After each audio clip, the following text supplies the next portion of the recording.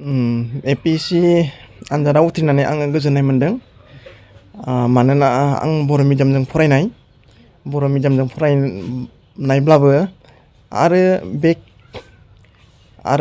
आं थारमाने आरो हाबा जानाय आरो आं फोरोंगिरि हिसाबैबो खामानि मावगासिनो दङ।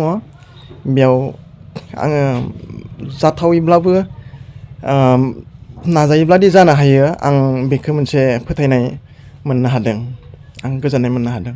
सार, नोंथाङा बे आनजादखौ होनो थाखाय बेसेबां गोबावनिफ्राय माबायदि प्रिपारेसन खालामनाय सार एसे आनजादा APSC आनजादाथ' गोरलै नङा। बेखौ एसे गोजाननिफ्रायनो स्टाडि खालामनो गोनां जायो।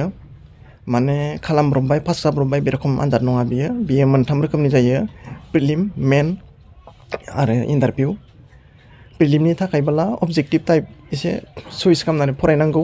मेननि थाखायबा डिसक्रिप्टिभ आरो भाइभायाथ' मथा मथि फ्रेन्डलि माने टकिं बेबायदि जायो आरो।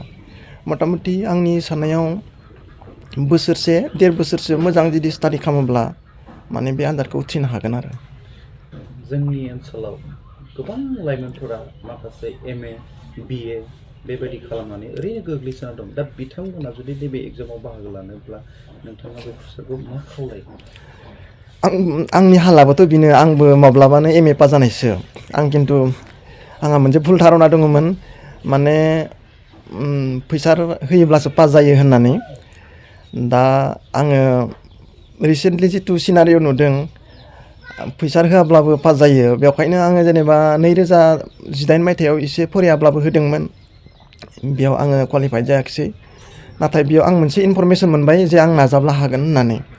बेवखायनो आङो 2000 मायथाइयाव जेथिया प्रिलिम आनजादखौ होयो, अब्ला आं बेयाव प्रिलिम आनजादखौ क्वालिफाइड जानो हादोंमोन।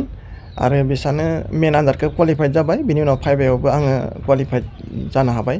आङो खावलायदोङो गासिबो, आं जुदि हायोब्ला गासिबो हागोन। आं जुदि हाबा जानाय मानसियानो, गथ' गोनां मानसियानो जुदि बे आनजादखौ नाजानो हायोब्ला गुबुनाबो हागोन निस्सय। सार, जिहेथु जोंनि नैबे BTR सरकार, दा BTR सरकारा मोनसे मिशन 50-50 होननायनि थ्रुयै जोंनि माखासे लाइमोनफोरखौ नैबे APSC UPSC कचिंनि थाखाय गुबुन रायजोआव दैथायहरदों। दा बे हाबानि सोमोन्दै नोंथांनि मोन्दांथिया? आंथ' कचिं लायाखैमोन, आं न'आवनो फरायदों। आंनिया टाइम टेबोलबो गैया। जि टाइम मोनो आं बेयावनो फरायखायो। आंनि फरायनाया थारमाने एकदम माने मा कागज मोनो आं बेखौनो फरायो।